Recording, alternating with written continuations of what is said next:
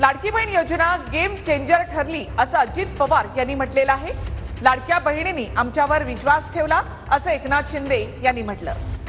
लाडकी बहीण योजनेवरून विरोधकांनी आमच्यावर टीका केलेली होती।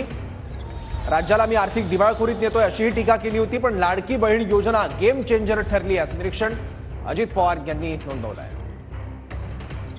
अर्थसंकल्प सादर करत असताना आम्ही सरकारमध्ये तिघांनी मिळून काही योजना जाहीर केल्या। त्या योजना इतक्या पॉप्युलर झाल्या, त्याच्यामध्ये लाडकी बहिणा म्हणजे गेम चेंजरच ती योजना झाली। अंडर करंट असा का बहिणींनी दाखवला की मी सगळे उताने पडले, सगळे आडवे झाले।